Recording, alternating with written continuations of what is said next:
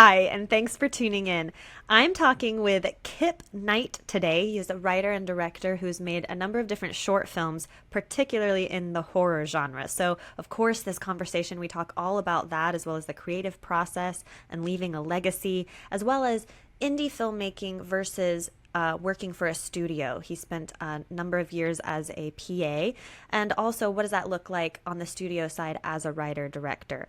So lots of fun in this conversation. I really hope you enjoy my talk with Kip. Hello, Kip Knight. How you doing? Oh, I am doing well. How are you, Oh my Kaitlin? gosh, I'm so good. I'm so glad that you said yes to joining me here on the podcast. Thank you. I mean, who can say no to you? Let's be real. Aw, too kind, too kind. Well, I am so excited to talk to you about everything filmmaking. It's conversations that we were just saying before hitting record that we've had this conversation before where I'm starting to get my foot into the filmmaking world now, and I love learning from you who's been doing it and creating your own voice. So I would just like to ask, let's start from the very beginning. When did you move to LA? Oh, okay. So I moved to LA in 2016 from Chicago, and it was from college. And the way that works is your last semester you get to apply to be in a program where if you get accepted, you go to LA, you finish your semester in LA, and then that's supposed to set you up for this amazing career.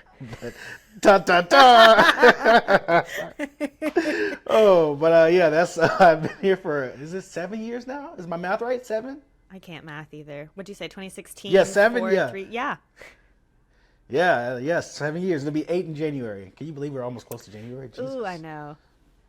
Oh my goodness. Well, that's exciting. And since then, I know you've done some PA work. Was that the first thing that you were doing when you came out here then? Remind No. me. Give me a refresher. So let's go through the journey Okay, of Kip great. Knights. When I first moved here, I saved up a little bit of money so that I could have, the semester to focus on school and try to attain what they were preaching to us, which was a job in the industry and or an internship. But unfortunately, my class, there was only one person that got an internship right out of the program. So I applied to work at ArcLight that no longer exists because of, I don't know, sad. But yeah, so I worked there for 2.5 weeks. And on a shift, I got a call from the PGA. They're like, hey, we're looking for an intern. Can you come in? And I was like, yeah. And it would have worked out with my schedule so I wouldn't have to quit ArcLight. Yeah. But then, so back in the day, I thought I wanted to be a manager slash an agent. Oh. No. But I applied for an internship just off a whim at a management company. And after my call with the PGA, they literally called me and said, hey, can you intern here for us? We're looking for someone to cover our front desk. And I was like, okay, I'm out of here. Goodbye, ArcLight. I love you guys, but I'm done. So from there, I interned at the PGA and I interned at, it was Luber Rockland Entertainment. Yeah. So I interned there, and the PGA was great. You got to go to all of the events and things like that. And you got to meet the people coming through. I mean, obviously, it's still an office, and you have to work and do what you have to do. So you can't really just connect or talk to the people that come in, because we had some big people come in. I mean, like from A-list actors who are also, doubling up as producers Producing. on these projects Yeah, yeah, nowadays. yeah. Yeah, and then all of these in betweens, and it's like my mind was just like, oh my God, there's such and such. Oh my God, there's okay, keep your cool, keep your cool. And that was great. And then with Luber Rockland, I quickly learned that I did not want to be a manager, but I did appreciate the knowledge that came with interning for a management company to see what it's like to get an actor an audition, to even Yeah. take an actor on as a client, and all of the things that go into office management, rolling calls, all of that good jazz that everybody's so afraid of when moving to LA. So I got to experience that. And from there, through those connections, I met a woman who, at the time, I was really big in VR, because back in VR was like this really big deal. And she was shooting a VR short, and she was like, "Hey, I remember you said that you liked VR, and I know That's that you so haven't had experience cool. on set." Yeah, it was really cool. She was like, "Come on a PA for me," and I was like, "Oh God, I got my one opportunity." So I went in there, and I was just like helping out wherever I could. I was just running around doing whatever I could. And she was so impressed by it. She was like, oh my God, I love your work ethic. I love how you were just so gung-ho about everything. And then she gave my resume to someone else. And I got my first set PA gig on the show Masters of Sex. And then from there, my resume was sent from that show. I had a couple of day playing spots on Jane the Virgin. And then that led me to, what was it? Scandal and Grey's Anatomy that I worked, because they have the same crew. Yeah. So they interchange them on the days they shoot. So I worked on those. And then I realized that if I was going to be on set, I wanted to be in a more creative space. I didn't want to be a PA because, as a PA, you're just really just doing the man work. And most of that when you start out is locking up locations and making sure that you don't have people from the outside interfering with the process of shooting. And I realized that I wanted to be somewhere more creative. So my boss at the time gave me the advice that if you want to be creative, whether you want to write or direct or something, your best bet is to go into the office, because that way you get to meet the people who are creating the shows. You get to meet the people who are writing the shows. And that's what I did. And that led me onto a show called The Rookie. And I was on The Rookie for the first season. Was that office PA? Yes, that's an office PA. Okay. Yes. And the funny story about that show is, when you're starting out, everything is so sporadic. They say the first year you're in a trance because, oh my God, I'm in LA. Yeah. That second year is like, oh shit, I'm in LA and I don't have a job. So that's where I was. I was in that second year like, oh wait, can I curse? I'm sorry. Yeah, please, go for it. Okay. I was like, oh shit, I'm in my second year, I have no job. What am I going to do? I'm freaking out. So I took a job at a restaurant as a host, and I hated it because I just felt like I did that in Chicago when I was in school. And in my head, the only thing I'm trying to do is go forward and not go backwards. So for a minute, I felt like I was just on this backwards trail. Mm-hmm. So I was like dreading going to work. I was only getting paid $200 every 2 weeks. I was like, oh, this is not sustainable. Yeah. I'm literally driving to work and making enough money to put gas just to drive to work. Yeah.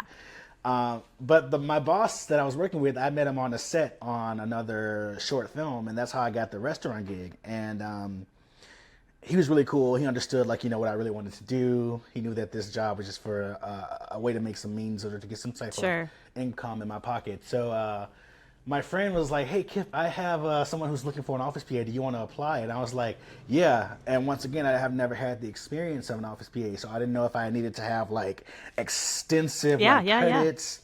So I was nervous. I was like, oh my God, what do I say? My friend's like, dude, I don't know, just go in there and just be you. I was like, okay, that doesn't help me. Tell me what do I need to know? Those are not answers. So I went to the interview and I walked into the office. They were at Warner Brothers. And I was already kind of wild because I had never been to Warner Brothers. So I walk in and I'm so nervous. I'm sweating my ass off. And I'm like, okay, calm down before I walk in. I walk in and all the PAs are there. They introduce themselves, whatever. And I go into this interview and right off the bat, they say, we know you don't have experience. And I was like, oh shit. Okay, so They found me out. They found it. So, and I was like, okay, quick, what do I do? I say, yes, I don't, but I'm a really quick learner. I pick up really fast. And I think that's the most important thing, is to be able to adapt to the changes that come with this industry. And, I just went in there like, okay, if this is meant for me, I've been praying for it, I've been asking for it, then it'll happen. And if it doesn't, then I just have to pick up the pieces and keep rolling. I love that. So I kid you not, Kaitlin, I had a shift that night at the restaurant. I sent an email to them, thank you for spending the time to interview with me. I feel like I can learn a lot from you, blah, blah, blah, blah, blah, yada, yada, yada. I go to work, think, okay, I'm checking my phone in between guests, seeing them and whatever. Yeah. I'm like, no email. Damn, maybe they're not going to hire me. So I'm like, okay, whatever. Kaitlin, I clocked out at 9 o'clock. I got an email at 9:05 when I was on the highway saying, hey, Kip, we want to bring you in. Can you start tomorrow? When I tell you, I popped a U. I got off on one exit and got right back on. Went to my job and was like, hey, can you cover my shift for this day, because I quit. Oh my gosh. Yeah. So my boss, like I said, he was really cool about it. And I didn't want to leave them hanging, so I did make sure to get my shifts covered so that they would at least have that for the rest of the week and they can worry about hiring someone else. Because I was just a host of that job, so it wasn't like I was a server or anything like that. Right. But yeah, he understood. He was cool about it. And the next day I started. And yeah, after that show, I went on to a plethora of shows. Snowfall, Legion. I've worked on the pilot of the Abbott Elementary. I was on Lakers season 1. I've done a lot of those shows as an office PA. Actually, Lakers, I was a production secretary, which is great because I got to finally move up. But yeah, it's been an interesting journey to say the least. Well, yeah, I was like, I wanna hold on there for a second because this is incredible that it's like you're just following the breadcrumbs and one thing leads to the next. And I love that so much of it, because we always hear like it's about who you know in LA, right?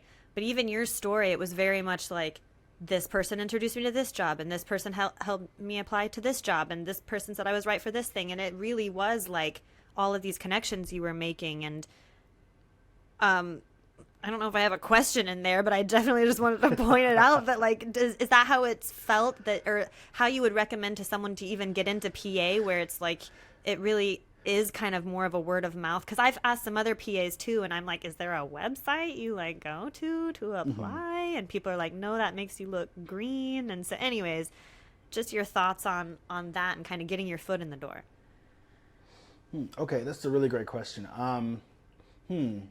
See, okay, so let me go back to the beginning because there's a point where I referenced that I wanted to go into the office because I wanted to be a writer, and that was my easiest way to get into that route. Because I like a lot of other people, I don't have the connections or the money or the history of having someone that could just be like, hey, put this guy here. Yeah. And so I looked into those programs, you know, those websites like Staff Me Up, and even people are saying you need to use your LinkedIn. And I was doing that, but I could not get any work. I'd apply to those jobs religiously and never hear back. Okay. And so I'm like, well, what's the point of posting it? And then you realize most of the time when they post these jobs, spoiler alert, don't come for me when I say this. They've already hired who they're going to hire. They're just legally required to put those out there because that's what it's supposed to be. So when you're applying to these jobs, because, okay, so let me give you another example. What I realized is that we have in the office, for TV shows at least, you have your PAs, then you have your production secretary if that show allows it. A lot of shows don't because of budget or whatever, Yeah. and they just have their PAs do the job, which is totally fine. And then you have your APOC, which is your assistant production coordinator. And then above your APOC is your production coordinator.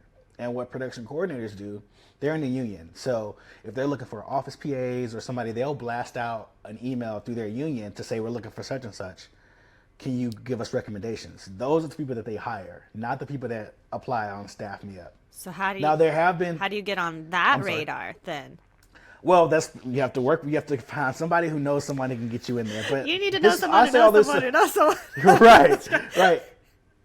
I say all this to say, in my experience, those things have not worked for me, the Staff Me Ups or the LinkedIn. But I do know a lot of people who have had Staff Me Up and LinkedIn work for Okay. them. My best advice to anybody who's trying to break into the industry is that no avenue is the right or the wrong avenue. You have to just put yourself out there and see whatever opens the door, that's the way you go. Yeah.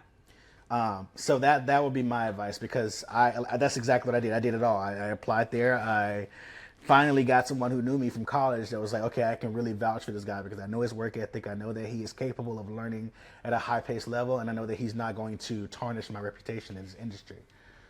Yeah. Well, can you go into, because I know you said like if you wanted the more creative route or whatever. So like when you look at in terms of career trajectory, if you're going into being an office PA, that's kind of the route to become a producer, and a set PA is like the route to become more of a director? Or like what are the routes? Where is there a hierarchy that you should be in this place if you're trying to get to this place? Once again, that's a great question. And my answer to that, Kaitlin, is that there is no, you do this to get to this place and you do this to get to that place. Because there's no blueprint for this industry. And I feel like that's what a lot of us struggle with, because there's not like you do this and you'll get here. Yeah. You could be a set PA one day and then the next day you're an assistant director. I mean, that's not true because you have to go to the union. But I'm just saying, hypothetically speaking, things can happen any day to anybody for any reason. That's out of our control. I will say that the advice that I was given was because at the time I wanted to solely focus on writing. And when you're an office PA, you are next to the writers. Yeah. Or you're dealing with the writers in some capacity more than someone who is on set that is at a lower position. So I had a better chance of meeting a writer or meeting the team, introducing myself, trying to get down there than I would if I was on set with no connections to them at all. Right. So that was my goal. And they actually helped out because on The Rookie, I made it my goal to say, listen, I know that I'm an office PA and I'm going to do my job, But I am also here if the writer's PA needs a break. And shout out to Rob Mazza. I love him. He would take, he had to do things and leave the office. Sometimes he would say, yeah, my boy Kip is going to cover my desk. Send me down to the writer's room. I got to know all the Yes. writers. So that was great. So yeah, that is my advice. I think that when you have such a huge industry where there's so many different pieces and moving parts and positions and all sorts of connections, you have to just figure out on your own time, whatever you're doing, do I feel like this can get me to where I want to go? Well, I also want to pull out something from what you just said where you let them know, like, hey, I am here for this job, but this is where I want to get to go. So if there's something else that I can be doing to help you guys out and it kind of correlates with this, like, let me know. Like, it's kind of just, I just wanted to tease that out for people of, like, you have to let people know what you came here to do. Otherwise, they can't be like, Absolutely. oh, I'm thinking of Kip for writing, because they don't know. Right, right. And that was one thing that I was always taught by my mentors, saying if people don't know what you want to do, how are they going to help you out? If you don't speak up and tell people what you want. And now there's a time and place for everything. Like, I'm not going to go to the head of the producer and be like, hey man, I want to be a director. Can you help me out on the first day? No, but I can go to my boss and say, listen, I'm here because I want to learn more about the industry, but at the trajectory of my career, I want to be a writer. I want to have the journey into a writer. I want to be able to work on these shows, start off as a staff writer wherever I can start at, but I want to be a writer. Yeah. And I think that was important because they realized that, yeah, he's really passionate about that. And if your boss likes you, they will help you. I mean, I shouldn't say that. I don't think that my boss disliked me, but I don't think that they were too fond of me. And I don't want to go into too many details on that because that's a whole nother story for another day. But what was important is that the right people that I wanted to connect with liked me enough to have power to say, hey, we want him down here, and you have to switch him out for today. So that was good on that part. But I think for the most part, it's just about, milking those connections and those relationships because that's what's going to get you ultimately to the next thing. I mean, I've seen people walk into a production office with no experience, Right. but their dad goes golfing with the producer and they're like, okay, here, sit him at this desk. They're going to be a PA. And some of them put in the work and they do well and they go on and have great careers. And some of them don't do shit. And it just frustrates you because you're like, you're not working and I have to pick up your slack and yet I'm not advancing, but you are. No. So, Yeah. yeah, it's a lot of that. But overall, it's like I said, it's all about, putting yourself out there and knowing when and when not to move or when to strike. Because I like to look at it as a game. Yeah. You have your chess pieces, you have to learn how to play the game, and you have to learn how to move where you're supposed to move at the right time. And it takes time to do that. And some people get it really quickly. Some people get it later. Some people win at the top and then fizzle out the bottom. So everybody's journey is different, So Well, while you've done all this work, especially like the office PA work, is there anything that you took away from like a managerial perspective or like organizationally that you now take into your own projects when you're making them? Oh, absolutely. So even before coming to LA, when I was in college, I started off as a director.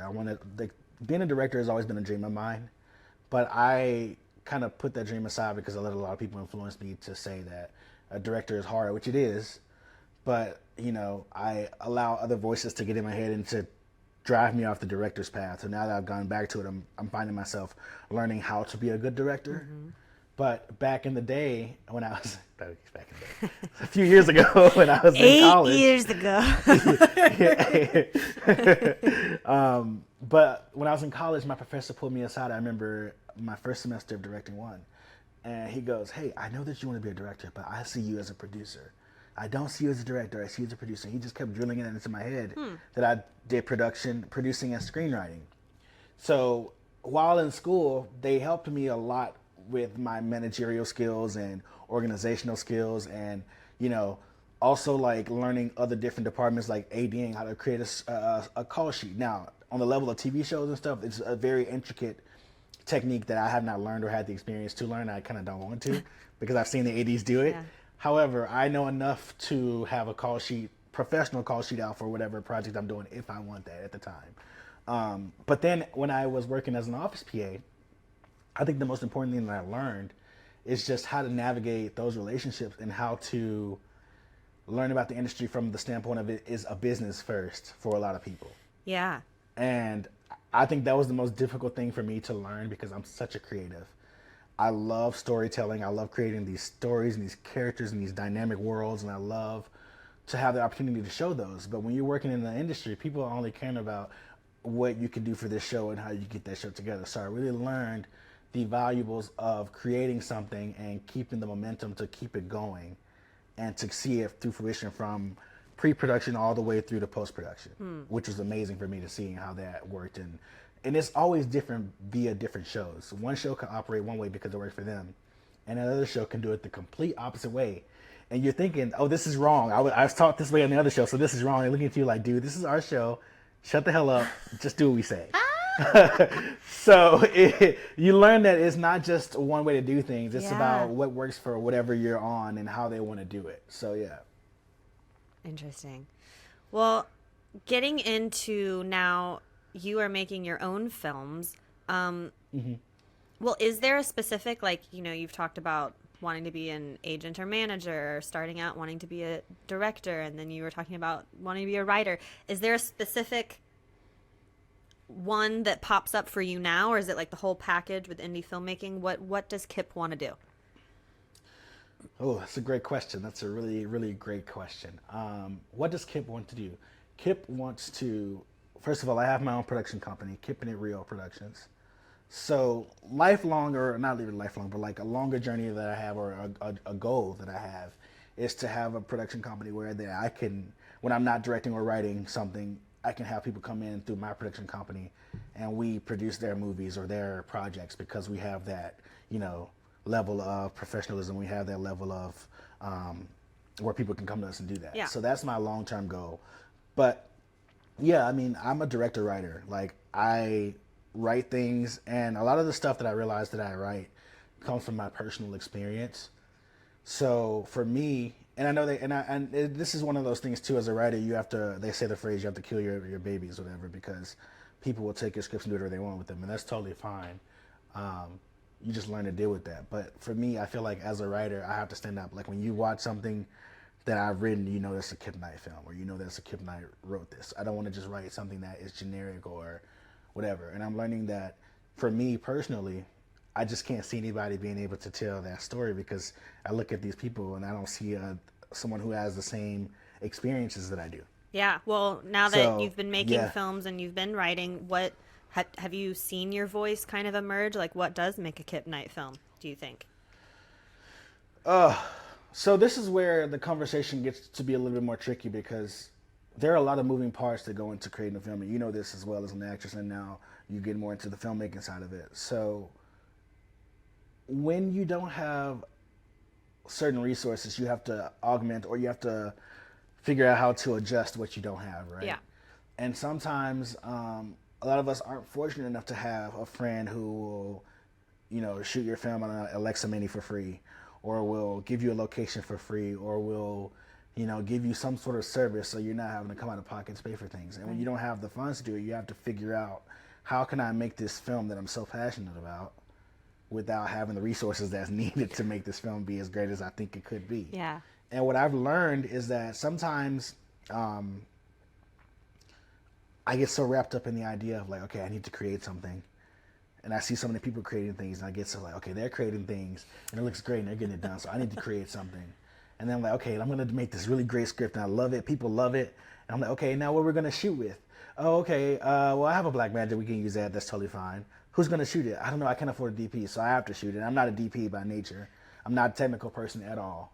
Like, it's funny because people will say, oh, I heard you shot this. Can you shoot something for me? I say no. Yeah. Because I can do it for myself, because if I make a mistake on something that I've done, then it's on me.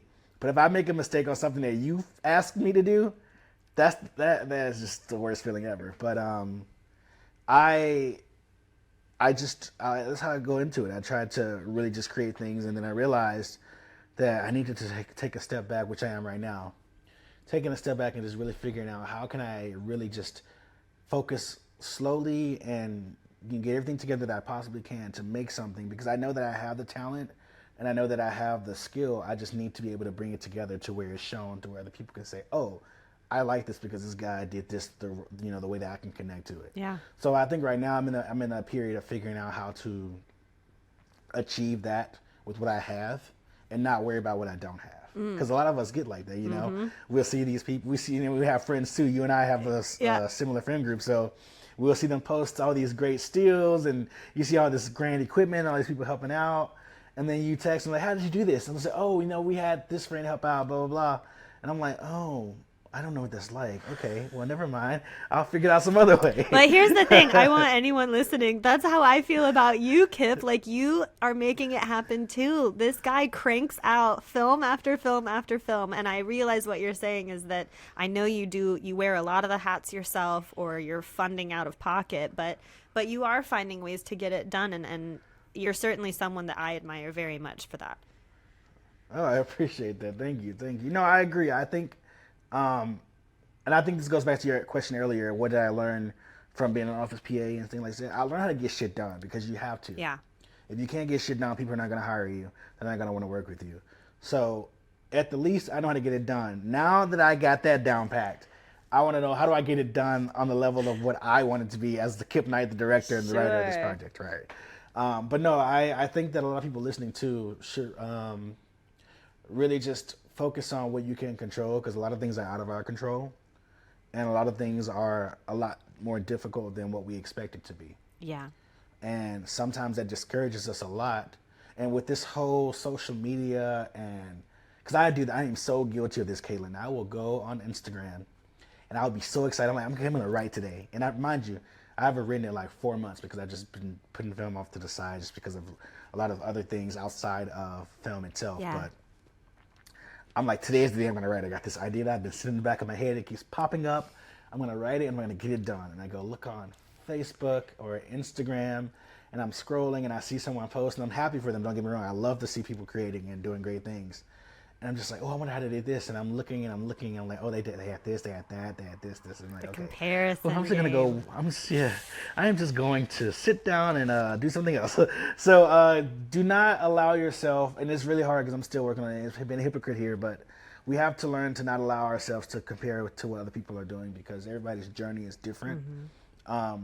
So I think the more that I'm practicing and focusing on that, I'm in this position where now I'm learning how to refocus and reshift and regroup, so that when I return to the film that I want to make, I'm able to really give it my all and not allow past experiences to, I guess, keep me from moving forward or make me afraid to take the step, because a lot of us, and myself included, have been afraid to make the step with the fear of failing again. Yeah.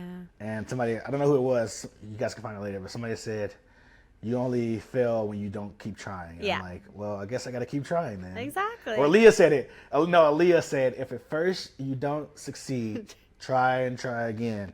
Dust yourself off and try again. That's it. Yep. And then we play the music right here. No. Yeah. Just kidding. I can't afford to license that. You're right. Y'all use your imagination. Right. Or you can do it on TikTok. TikTok, they can't do anything on TikTok. I don't have a TikTok. I'm an old lady. Okay. Oh, you would be. Oh my goodness. Well, but from the films, I know you've been playing with some different genres and things that you were excited about, but I know you in your short films for the horror genre. So I want to ask you a little bit about that, if that's okay. Yeah, of course. Well, first off, why horror, and what makes a good horror film? Oof. Okay. This is like when you go to film school and everybody asks, "What's your favorite movie?" You're looking like, "Damn, I don't know." I know. I should ask something different. These are very broad-based, vague. No, this is a great. No, it's actually a really great question. It's just, let me just think about this for a second. Okay. The first part, what got me into horror? So, when I was younger, I'm from Memphis. I'm from Memphis, Tennessee. I grew up in Whitehaven area, and that's not the most safest area. I guess it's not the safest area in Memphis. It's not the worst, but it's not the safest either. And so life to me was kind of like a horror movie, because there would be so many moments of fear, where not to go, not to say the wrong thing. Will something happen today? Just the way that the environment was, unfortunately. So I drew close to horror films because I was sneaking and watched them when I was a kid, because I wasn't allowed. So I was sneaking, watched them. And I don't know, it was something about the creativity of seeing that even as a kid that just fascinated me, and how they were able to create these stories. And I was never afraid of them, because I'm like, okay, Freddy Krueger, we know that's not real. Michael Myers, sure, he's messing with the white people. I'm good over there. And then I'm not going to Camp Crystal Lake, so Jason can, he can have it. But I said that to say I connected with these characters and these stories and these movies because they were so creative, and it took something. And I noticed at a very young age too that they were trying to say something about our society with the use of these horror icons, whatever. And so for me, I connected to that. And I didn't realize that at the time that's what it was. I just thought I liked scary movies. I mean, I would even go to the movies with my mom. I was like, it said making her go see all these horror movies. And she's just me and her going to see them. I never realized how much of an impact it was. She was like, "Are you okay? Something wrong with you? Do we need to have a talk?" I'm like, maybe. So yeah, that was what sparked it. And then I think what makes a great horror film? Horror is so elevated now. Yeah. Let's say that. There are so many horror films that have come out that have had so many strong storylines that center around some sort of social or some sort of issue. Like The Babadook is about family and the mother or whatever, having that. And then you have like Get Out, which is about, the racism and all that type of stuff. And then he's even had a little dig at interracial dating, which is kind of interesting. But then you have all these horror films who are trying to say these things, and they're presenting it in a horror element because it makes people wake up and see it. You could preach something all day like, "Oh, this is terrifying. Oh, we need to care about the homeless people," but then no one listens. But if you put them in a horror movie and they're zombies, you're like, "Oh, we care about this because now it's a heightened fear for us." Right. So that's one of the things I love about horror films. I think that in today's climate, that for me is what makes a good horror film. But sometimes I just want to go to a theater and watch a shitty horror movie just because I want to have a good time. Like, I don't care about, sometimes like these stories get so convoluted that I just want to go sit down and watch a movie and just like, okay, this is cool. But there's so many different types, because horror in itself is a genre, but there are also so many subgenres in that genre. Yeah. Because you have horror comedy, horror action, you have parody horror, you have so many subgenres that make this big genre what it is today, So I like to say, if you're going to do horror, the horror element happens in post. Because when you're shooting on set, like, a lot of it is you have to imagine the situation. You have to put yourself in the shoes and seeing the scene play out, because you don't have, obviously there's no ghosts, there's no demons, there's no, man, well, there could be a man in the mask chasing you, which makes it more realistic, but none of this is happening for real. So you have to have some sort of an imagination of where it's going to go. Yeah. And a lot of the times when you watch behind the scenes of horror movies, you're looking at, this is ridiculous. I know. But then, yeah. But then when you go to post and they add the music and they add this, you're like, oh, wait a minute, this is scary. So, yeah. Do you think that was a means great question. horror needs a lot more like planning and pre-production to make sure the shots are right so that you get the timing needed for the scares? I think that's with any genre, but I will say specifically horror and comedy, if you don't have those beats where they need to be and they're figured out and they're strong, you lose your audience. Yeah. And people don't care and it's not going to work. And like I said, nowadays, a lot of horror films are really not even horror anymore. They're drama with horror elements. I mean, look at Parasite. Drama with horror elements. I even think Pearl is a drama with horror elements because it was about a girl who was trapped in her home feeling like she wanted to explore the world, and she had this gift of being an entertainer, and the world dropped on her face and they told her you're not good enough, and then she went psycho. So I think a lot of that is what we're getting nowadays. We're getting a lot of blending, and I love that, because for me that's what drew me to the genre in the first place, is taking a situation that is something that could be traumatic or dramatic for people and adding that horror element to elevate and boost that moment of fear for your audience. That to me is what makes a great horror film. Was there something socially that you're trying to get across with your film so far? Well, I mean, the most obvious would be skin color, but we leave that to Jordan Peele now. This is something I want to talk about too. When you have things that revolve around social issues, at least in my experience, from my perspective, is that when one person gets the okay and they do it and it's successful, the studios want that same formula because they don't want to try anything new because they don't know if it's going to be successful. So you have a lot of people falling into the line of like, well, if you try to do something that has social awareness about race or about, whatever, and you're a person of color, they're going to automatically say, oh, you're trying to be like Jordan Peele. Or, oh, you're trying to be like, such and such and such and such. There's not, until you do something that is something that's different or that has not been seen that does well, then you're just recycling these same storylines over and over and over again. I mean, like, you have to think about, like, when Paranormal Activity came out, that was a huge deal because since the Blair Witch, we haven't had a found footage film that terrified people like that. I don't, honestly, it wasn't scary to me, but hey, to each their own, But that sparked a revolution of all of these found footage films that were trying to follow in his footsteps, but none of them were able to reach the level of success as Paranormal Activity because we already had Paranormal Activity. So what was the next best thing was The Conjuring, which is reintroducing the whole religious demon entity thing, which we used to have with The Exorcist and stuff. So now we have The Conjuring coming and do it, and now all of these films that are out now are just like that, and everything is, unless they have a different edge to them, they quite often, people confuse, like, is this the same universe? And it doesn't help when you have the same actor playing two characters that mimic each other. So, Insidious. So, yeah. It's like, I don't know enough about scary movies to follow everything, but Oh my gosh. Yeah. Genre-wise, good. I wanna ask about like the production side of things though, because you have been making your own films. And we talked a little bit about like, being resourceful and working with what you have or you're paying out of pocket. Is there are you writing kind of to your limitations, or do you just write and then try to figure it out later? If that makes sense. No, it makes sense. Once again, that's a great question. Now, where I am, my first draft is always what I want it to be.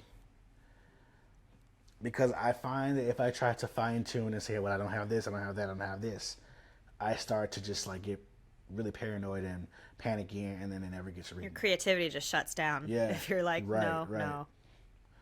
Right. So if my first draft is whatever I want it to be, and I get it all out, then I go back and I flesh it out. I'm like, okay, what do I have for this? What can work for this? Or do I have access to this? Can I get access to this? Is it possible to spend money on this? Those are the things I ask myself. And that, once again, goes back to your question earlier on, is how did, working in the office help me out? I wear multiple hats even when writing. I have my first draft is creative writing. And then when I go back and read it, producer hat is on. How can I do this? Because I've had to produce my own things. And then once I get through that, now my director hat is on. Like, how can I direct this? And sometimes when I don't have the resources to get someone to do the other stuff, my director hats get taken off and I have to be the cinematography hat. Like, how do I shoot this? Oh my God, flames everywhere. I don't know what I'm doing. Holy shit. So yeah, that's how that works for me when I write these stories. Okay, sorry. My brain, you said cinematographer, and now I've gone off and I have to ask. I'm struggling with, well, I've only made films in a very short time period with these challenges. But I feel like I don't trust myself to write something with a whole lot of action because I don't know that I understand the working relationship with the cinematographer and how much time they need to set up each shot. Like, I'm always blown away by like how much time it takes to set up for a shot. I'm like, let's go. We're just cutting it over the shoulder, And I know, like, I also want it to look good and be correct and match and everything, but the question somewhere is something like, how do you write in action? Or like you said, you put on your cinematographer hat. Like, how are you thinking about that? Or do you just not think about that and then I could leave it up to the cinematographer? Like, how, if you're writing and directing both, how do you make sure that you're doing something feasible, or how do you know how long something will take? Because I feel like production always takes longer than I realize it will, or I'm afraid that it'll take longer than I realize it will. You kind of touched on a bunch of different things. Director, cinematographer relationship, ADing, scheduling, figuring out all that type of thing, and just overall creative process. That's how you know I and have no get idea what busy. I'm talking about, because I hit too many things at No, once. you actually do. You actually do. This is where this is where it starts. You know, you have the questions. You know what you're trying to say. You just don't know how to say it just per se. But you're on the road, and that shows that you know what you're doing, and then it just only goes from there. But to go back to that, I think when you are doing competitions and these contests that take so long, you don't have the luxury of having those pre-production meetings with your DP to talk about, scene one at the house. Let's break it down. And oftentimes, this is just something coming from the indie world and working as a director. There have been times where I have a short that I want to shoot. I work with the DP, and because they're doing a favor, and this is not to say that they don't want to help you because they're great DPs, but these guys are getting jobs left and right. So they don't have time to sit down and break down the script with you unless they have free time, and if they do, it has to be really quickly. So oftentimes I realize that it's the director's responsibility to come up with the shot list, to figure out what type of shots they want. And sometimes when you don't have the knowledge or the experience of working with cinematographers to know, like, okay, I want an over-the-shoulder shot of this person talking to this other guy. But then you don't factor in, okay, what do you want the lighting to be like? Is it moody? Is it overhead lighting? Do we want to have something undercutting the eyes? Is it a horror feel? Do we want color? Do we want this? But even with just a plain 3 simple point light system, you still have to set that up, and it takes a lot of time. But that you won't know that unless you have the experience of doing it over and over again with someone. And if you don't have the proper pre-production because you couldn't afford their time for that matter, then it's just the same as going into a contest where you have 3 days to make something and you have 1 day with your DP to do whatever you got to do, and then the rest is shooting. So I think to answer that question, Kaitlin, the best thing for you to do and to not be afraid of it is to really just set yourself up to have that time with whoever you're working with to really break down that script and get what you guys need. So when you go on set, because even when you're on set, there are going to be tweaks because things happen. Yeah. That's life. But if you take the time out, one of my, I guess, teachers or deans in my high school, I think the guy's deceased now, rest in peace, but he would always say the 5 Ps. Proper preparation prevents poor performance. And so if you take the time to prioritize and pre-prepare for the shoot, and you're talking to the department heads or whoever you have, then that makes it easier going into set. But there are a lot of other factors that it's one of those things where there's a lot of other factors that go into it, because sometimes when you're working on your own project, you don't have money, you don't know where your location is, you can't talk to your DP and say, I want this shot, I want this lighting, because hypothetically we don't know where we're shooting at. So yes, we can have a conversation about it and we can be on the same page of what we want initially, but if we get a location with a bunch of white walls, this is going to change dramatically because we don't have the production value of a location that we wanted. So a lot of that factors into the on-set thing, right? And I think a lot of people forget that and they become overwhelmed because they think, I need to know this, this, this, and this. When the basics of it, you need to just make sure that you have your location or whatever you want. And then when you have that, it's up to you to try to get it together and talk to your DP or your team. Now, in my case, when I am filming something on my own, I will purposely make it as simple as possible because I know somewhere if I go too much, I'm going to fuck it up. I'm going to fuck it up regardless because I'm not a DP. I'm not a DP. So, prime example, you remember the short that you came Come through play with and me.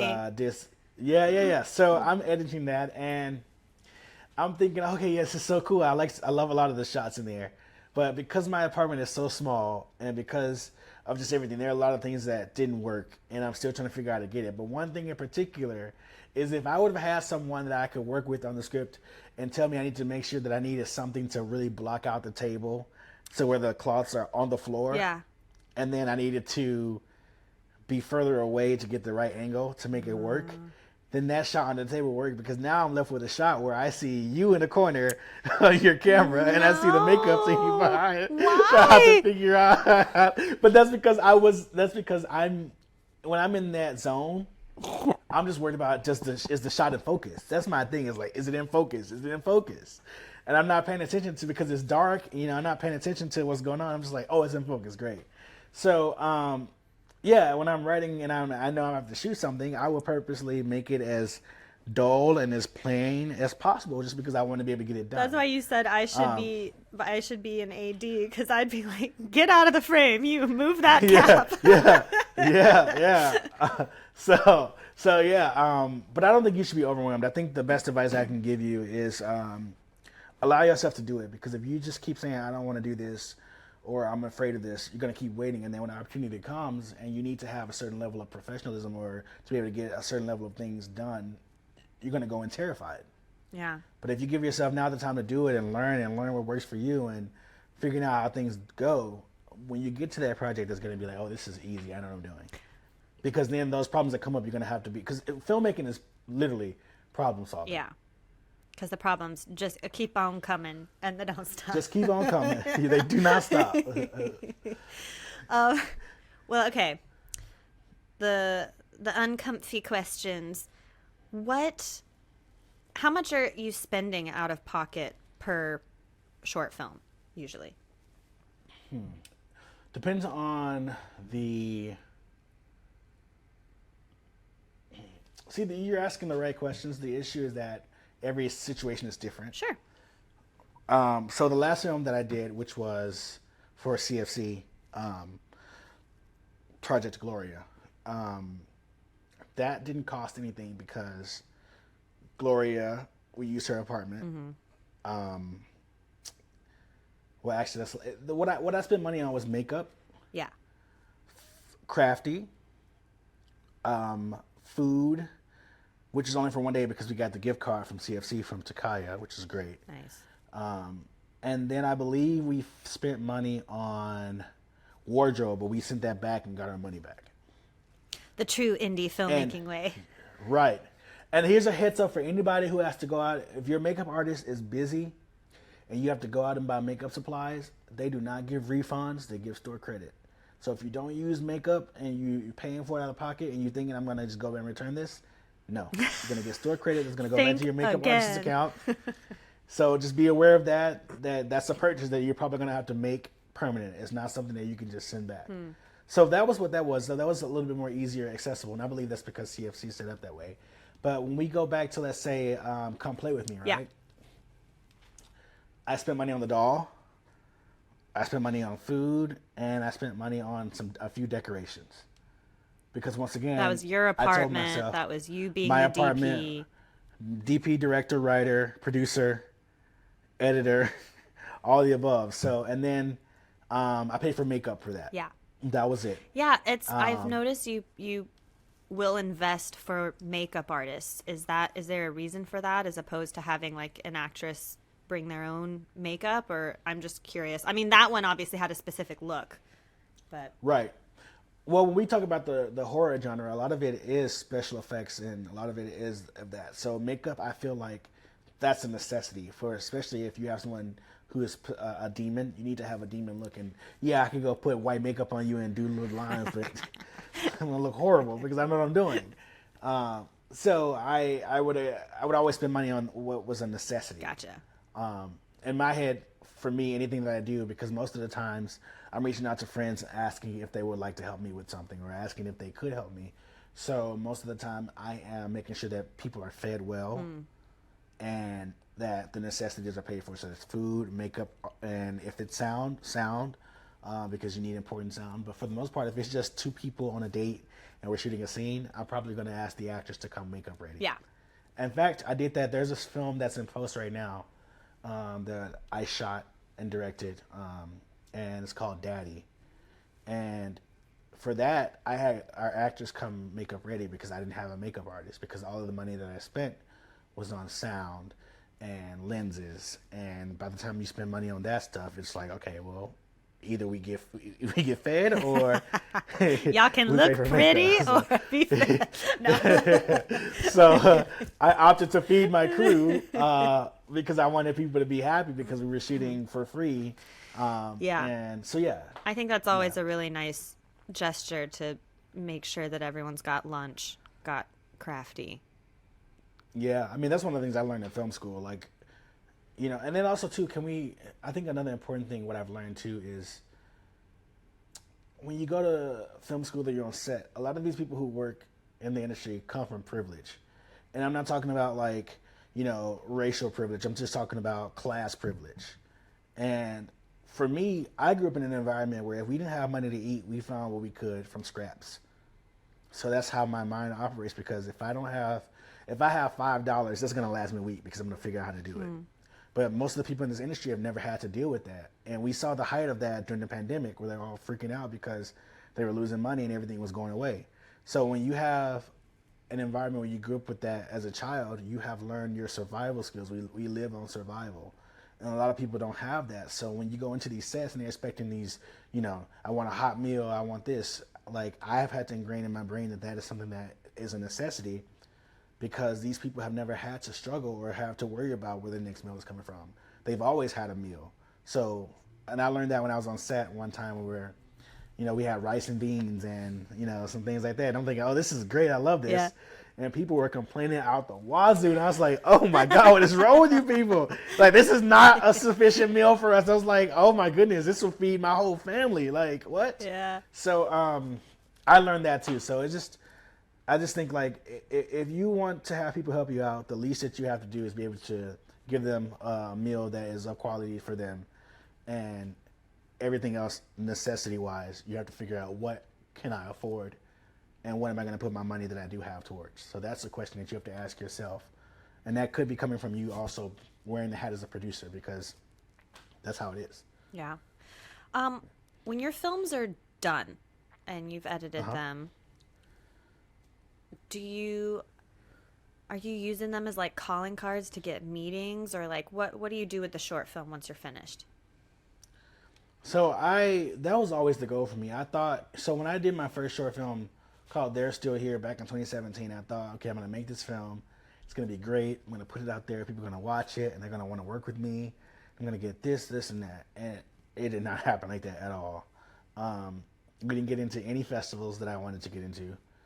And the couple of festivals that we did get into, we didn't win anything, so people weren't really paying attention to it.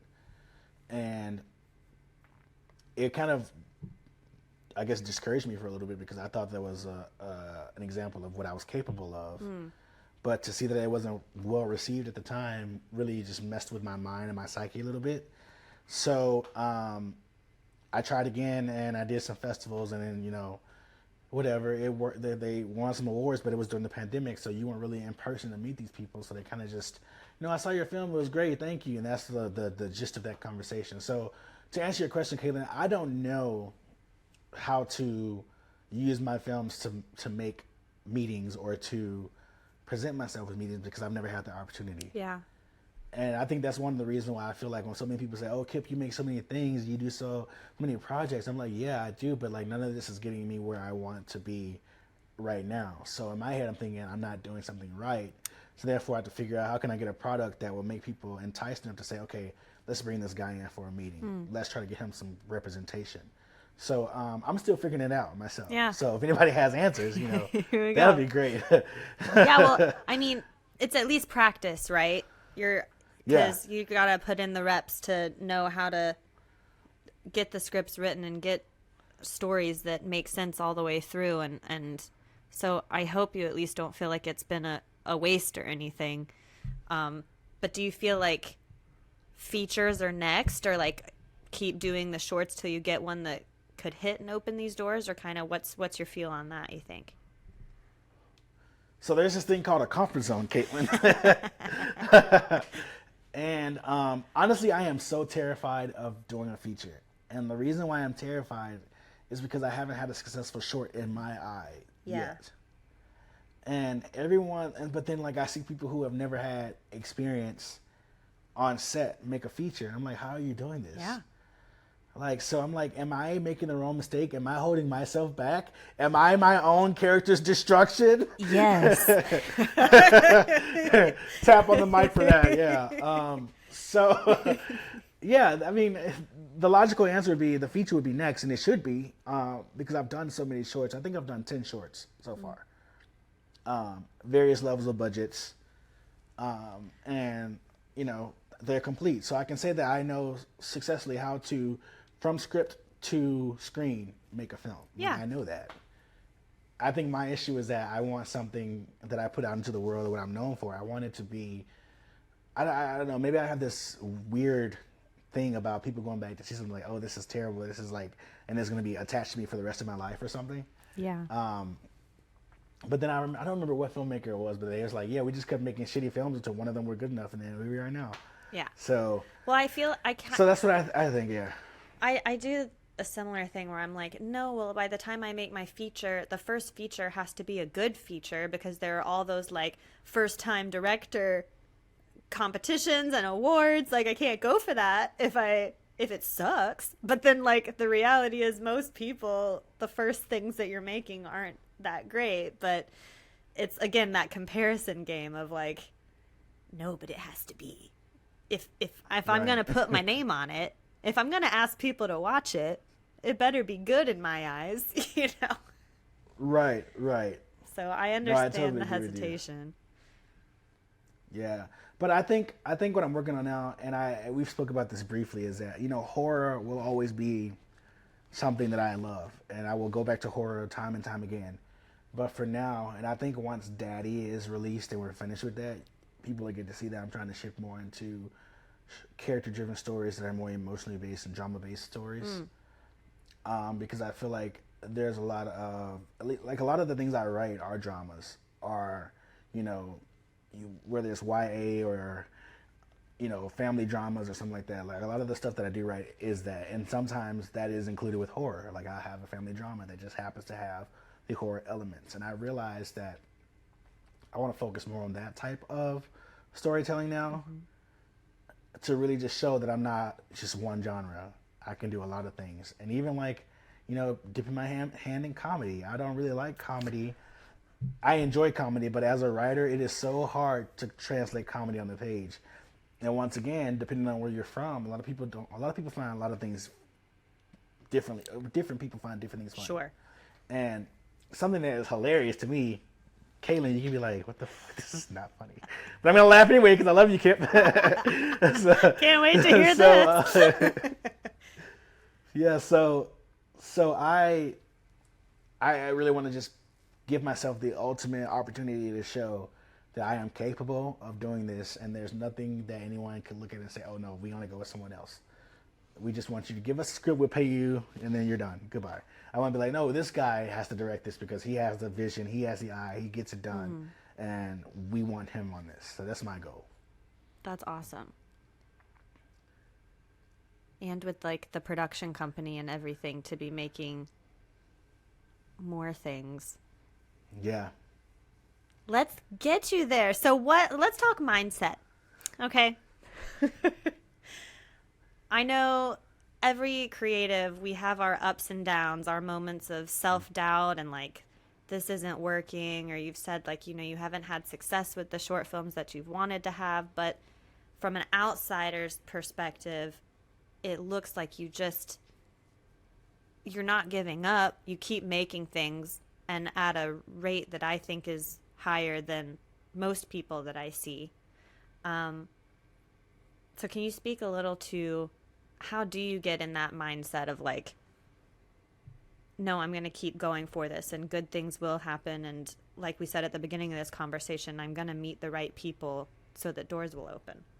I think first and foremost of anything, I pray about my next move. And this is, and not to sound like a Debbie Downer or to sound, this is like, oh my God, this is so sad. Well, my mom passed from cancer. I took a step back from the industry because I realized that I was just a number. And after losing someone so close, or the last physical representation of someone close to you, a lot of things came crashing down. So I questioned a lot of things. But one of the things I didn't question was my destiny to be a filmmaker, to be a director. So I always prayed about it. If this is for me, you'll make a way. And ways have been made. And I go back and forth with just, because my big promise was always for her that we'd have this career together, and that this is something that we could, use to break those generational curses that we've been dealing with for so long, and to just open up this new thing that I'm so passionate about. And when I lost her, I lost a lot of that passion. I'm still losing it to this day, and I'm trying to figure out how to bounce back.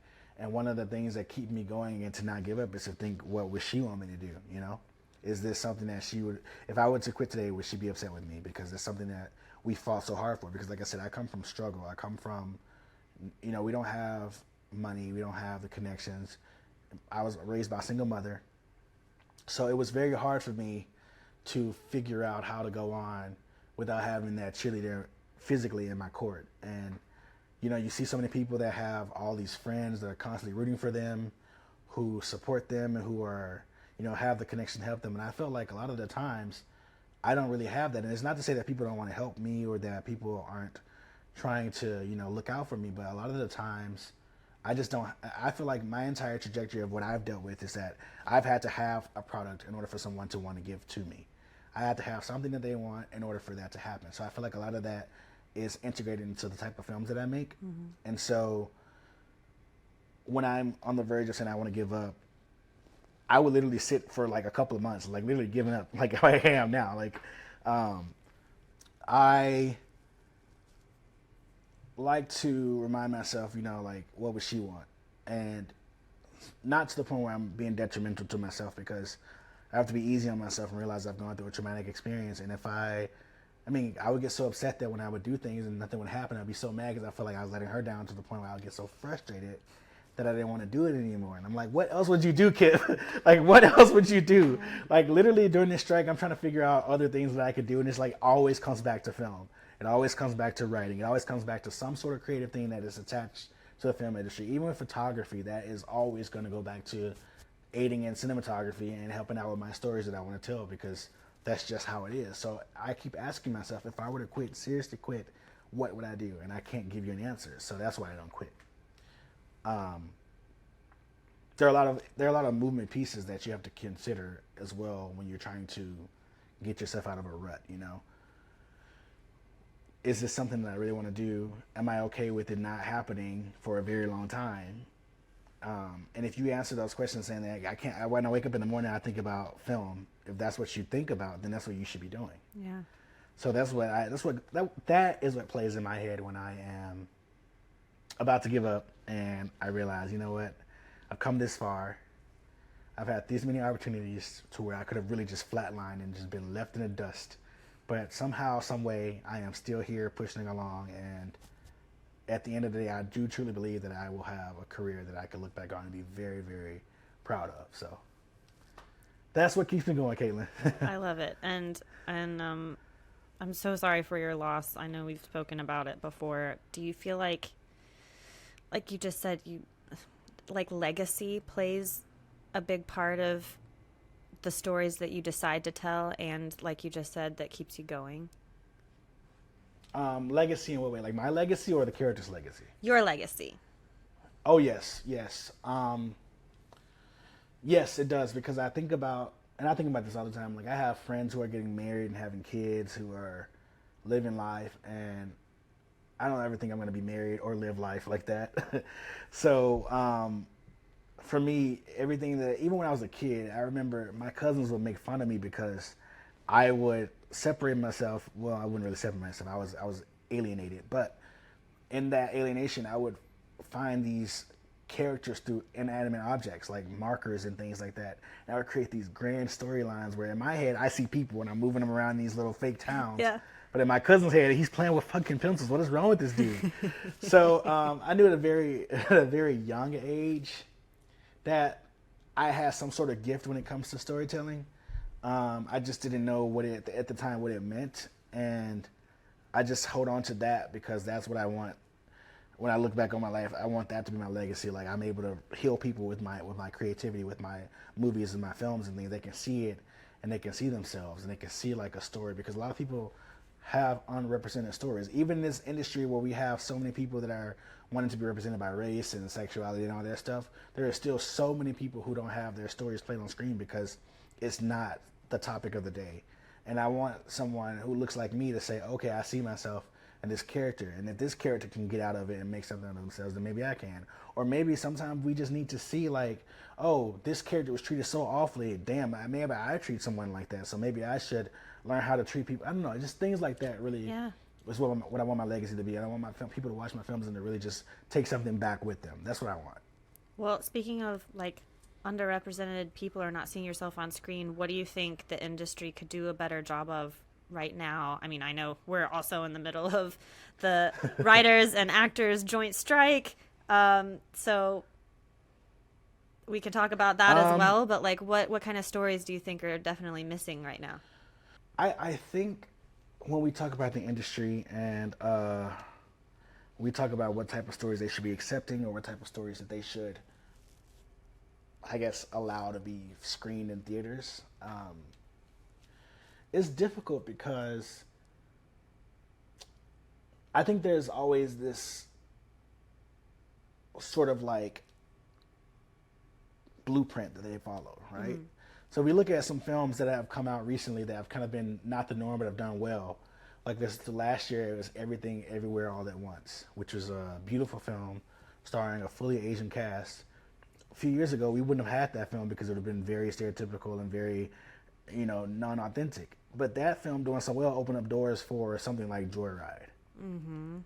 which is now greatly received because it's another all Asian led film, and it's like those type of things. Once one does it, they want to follow the blueprint of having another do it, and I think that what the industry just needs to do is just make films that tell good stories and just not worry about, oh, we have to see this minority film do well first before we let this minority film do well, or we need to let this all female led film do well before we let this all female led film do well. Right. I think that's the problem. I think that we're too focused on, you know, whose story is being told instead of what are the good stories. If you read something that makes you feel something and it moves you, then it should be good enough for you to give it a chance. It shouldn't be, oh, well, this only has 3 black people in this, so we're not gonna screen that. We need to add more white people in that, or blah blah blah. Reverse it. I just feel like it's just too much of like, I'm gonna hit this demographic, this target, and that's how it is right now. And I feel like so many writers are having to adjust to their stories because they know I want it this way, but they're probably not gonna like it. So I have to add this character who has no business being in the story, but here it is. Right. So I feel like once we get to that point where we're getting past these, you know, demographical targets and we're able to just tell great stories that happen to have an all Asian cast or happen to have a mixed race Right. cast or happen to have an all female led cast, then that's what we're winning in the industry. Yeah. But I hope this strike allows that, honestly, because everything now in this industry has been, for the past 10, 15 years, has been big tentpole movies. Right. And I'm just hoping that this strike allows for room for more indie projects to come up, and so we can see the what really got a lot of us into cinema in the first place, which was those great stories that we're being seen on the screen. Yeah, I want to talk more about that because I saw a little snippet of a Matt Damon interview where he was talking about, I think it was on Hot Ones, but I just saw the snippet. I haven't seen the whole episode yet. But he was talking about how one of the reasons you have production companies or studios will only bet on those well-known IP movies is because, and like not do, the movies that we loved in the 90s kind of thing, are because they're not able to make money back in the same way, since DVDs aren't a big chunk of the money that's coming back in. It's like you have to make it all in theaters or all in release or then streaming. But then there's like, now we're doing the strike with the no residuals and streaming and everything. So I wonder if you can speak at all to, I mean, obviously studios care about making money. I would think everyone agrees that good stories should win out, but I don't know. Again, there's a question in there somewhere about like, why aren't those movies being made? And is it because they wouldn't make the full money back given the current like way the industry is set up for distribution? Or because even us as consumers now, I mean, people pay very little for entertainment, and it costs so much to make a film, and people expect to be able to like watch it for free on a streaming platform kind of thing. Right. Well, I think I can't speak for the studios because they have their own formula and they do stupid, weird, they do things their way. So I can't speak on that. But what I will say is that if we look at it now in cinema, especially in the theaters, like when Avengers and things like that came out, those were selling out billions, right? And now we have all of these people who are kind of getting over the whole superhero movie just being superhero big tent movies. They want more substance. Yeah. That's why things like Guardians of the Galaxy was received so well, because it was about a group of misfits coming together, and you cared about that versus them being superpowered or having abilities. And then you see it now with all these movies that come out, like The Flash bombed. I really hope Blue Beetle does well. I really enjoyed Blue Beetle. I thought it was at the core, it was a family movie, and the representation of that movie for Latinos and Latinx, whatever you want to call it, was beautiful. And I thought that it was a moving film, and it did everything that it was supposed to do in terms of being enjoyed. But I don't know how that's going to fare with the budget that went into it. But a lot of those films go in there with 120 million plus budget. Yeah. But then you have a lot of these indie films who come in with like $2 million, $3 million budgets, and they make their money back. It's not hard for them to make their money back. So I don't think the issue is that they're worried about them making their money back. It's that they're money hungry. They want the $1 billion revenue. They don't really care about $30 million revenues. But if it does happen, I find that formula really funny, because they'll tell you this type of film doesn't make money. And then 5 years later, they'll greenlight an indie film that had a budget of $3.3 million, and it makes $46 million. And they're like, oh my God, this is a success. We want to do more of this. So, I mean, I feel like it's been proven that these films will make money. I just think that these corporations and these studios, they want more. They want to have these big, extravagant movies because they have been on this formula for so long where they could make $80+ billion in these movies. I mean, like I said, you had Avengers and all those type of movies, so they're still reeling in from that. So now I feel like we as moviegoers and filmmakers and content seekers, we want more. There's so much content out here, but we want things of substance. People are complaining every day, oh, I saw this movie but it was terrible because there was no story, or I saw this and I hated it. Yeah. So I feel like there's a call for that now. So yeah. Well, I mean, I should just stop you there because that was such a nice note to end on, but I can't stop myself. So why? We just said it takes so many millions of dollars to get a film made. Why are, you hate to say bad scripts being produced, because I mean, I haven't gotten to a point where I've written a script of that caliber, so it's hard to, I'm not trying to knock on anyone's writing abilities, but you do hear people say like, this story was awful or meaningless or whatever it is. Why is it being made? I'm not talking about we all know the superhero movies are like in a world now that are just a money-making machine. Like, besides that. No, you ask a good question. I think we have to realize, once again, this goes back to the point we made earlier, that there are a lot of moving pieces when it comes to creating films. You can have a great script, you can have a great director, but if you have a terrible studio that's putting all these restrictions on this film, then when you get to the screen, it's going to be awful because you can't do certain things. Or any one of those pieces could be moving. You can have a great script, the studio's on board, the director sucks. You can have a terrible script, a great director, studio's on board, great movie. It just all depends on the formula. I don't think that these studios actually greenlight. A lot of them don't greenlight shitty scripts. What they do is when they get to seeing it being shot and they want certain things and they start to put their hands in it, and then you get all these people who are in the kitchen trying to be cooks when they should just be on the outside, and then you get a mess. Yeah. So I feel like a lot of that is the reason why that's happening. And I feel like unless you have like a super big name as a director or a big name as a cinematographer, like if you're working on a Roger Deakins film, you're going to do what Roger Deakins wants, so he's going to fucking walk away.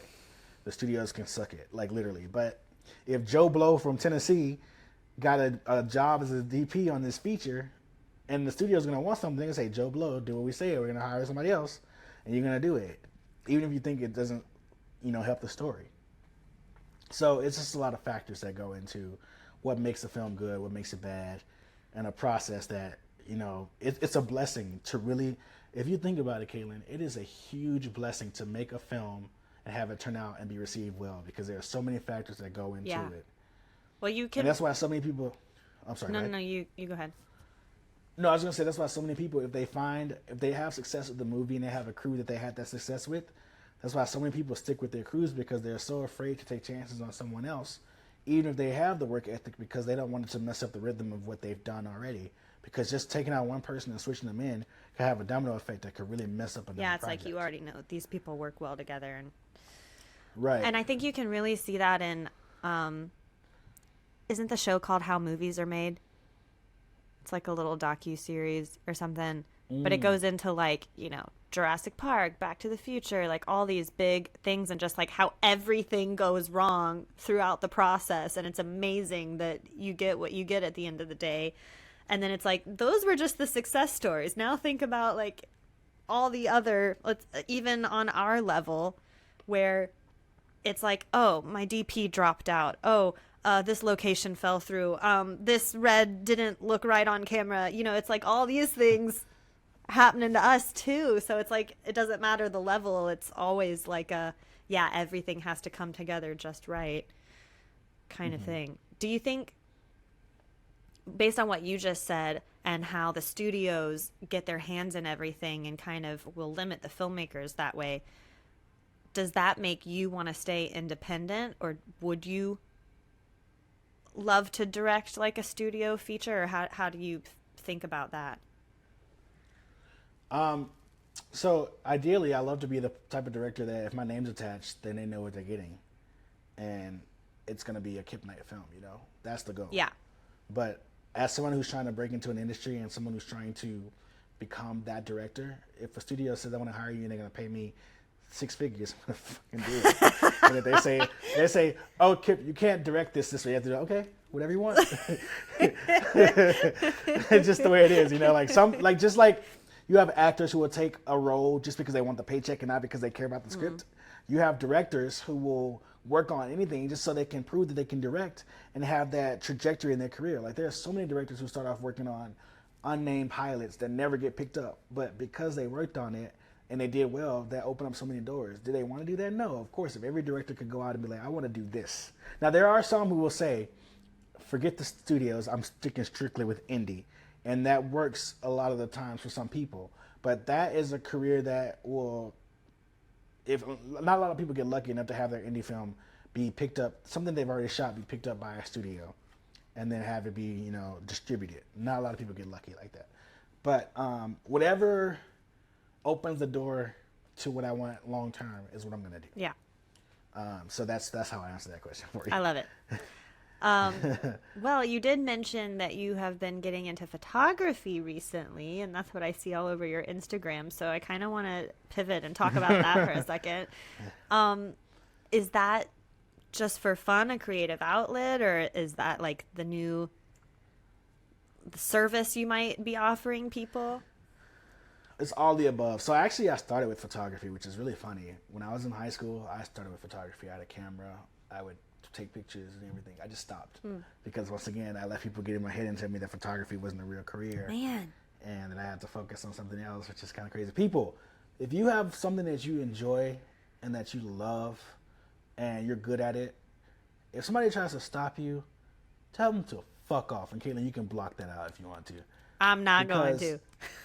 There are so many people who will tell you what you should and shouldn't be doing just because they didn't do it themselves. Yeah. Like, I can't tell you how many times I listen to people tell me, oh, you shouldn't go to LA because it's not going to be good for you. You're going to be struggling. Am I struggling in LA? Yes. But am I going anywhere? No. So, no, it's fine. Because when I'm not struggling down the line, I'm going to look back and say, I did it. I'm not going to be like, oh, I wish I would have done it. I don't live my life with regrets. Yeah. Or what I wish I would have done. I'm like, I'm doing it, and one day it'll pay off, and I'll be able to look back and I can laugh and say, I did it. Like, you all counted me out, and I did it. But to go back to what the question was, with photography, it's something I've always done, and I love photography. And I think, like, it's one of those things where it's more accessible to me to be creative in a way, because I don't want to just do, headshots and stuff are cool for money, but as you can see on my page, I like to do a little bit more of a creative shoots and have more of a creative outlet, and I think that kind of helps me when I'm not able to make a film. I'm able to do something creatively with photography. And just like with film, I have to produce a photo shoot. I don't have an art director. I don't have a makeup team ready. I don't have any of that other stuff, people to help you on set. Everything I do in photography, I do by myself. I build the sets. I have my backdrops. I look for connections if I want to shoot certain things. I'm like, hey, can I shoot this with you? Like my buddy who lives in the building I'm in right now, had a motorcycle, and I did a motorcycle shoot because he was like, I went up to him, I was like, listen, you have this motorcycle, it's just sitting here in this garage, let me do a photo shoot with it. And he was like, I'm so down. And it's just like, that's the way I live my life. It's like, I have to make my own way because no one is going to make a way for me. I've learned that since I was able to talk, that nobody is going to go out of their way and do things for me. I have to do it for myself. And so that is how I look at it. And doing photography, I know it just opens up so many fun things to do. I even have a shoot tomorrow that I'm doing, so it's great. That's awesome. And the pictures have been so fun, and I love the motorcycle shoot, so yay, glad your neighbor said yes. You want to get it? Yeah. It was fun. It was a good time. Oh my goodness. Well, I'm going to ask you one more question, but before I do, where can people find you? Instagram, your website, all that jazz. Yes, so I'm on Instagram. My Instagram is Kippin' It Real. That's KIPPINITREAL _. And the picture is my logo. I don't put my picture on there because I'm just not about that life. But you'll see I have photography there. I also have a website, KipKnightCreates.com. So you can see that right now it just has my film stuff, but I'm going to integrate my photography. And I'm also doing some new things that I want to share just yet, but I'll share with you offline, Kaitlin. An exclusive, okay. That I'm going to be doing. That's going to kind of do a little something different with the photography game I'm doing. Yeah. So, I'm excited about that, and that's where you can find me. So cool. Amazing. Everybody, please go check out Kip's stuff, connect with him. I want to ask you one more question, as this is the Hungry Artist podcast. What is your recipe for success? Oof. What did The Rock say? It's about drive. It's about No, I think my recipe for success is honestly never give up. Avoid your comfort zones. Put yourself out there. One thing that I do, wherever I go, I try to introduce myself to at least one person, because you never know who that person is or what they could do for you and how they can help you get to somewhere that you want to be. So I say, go out there, be hungry, keep going, and don't give up. That is my recipe for success. Woo! I love it so much. Thank you for this entire conversation, for your time, and for your creations, Kip. I can't wait to see what you create next. Yes, thank you for having me, and I cannot wait to work with you again. Yay!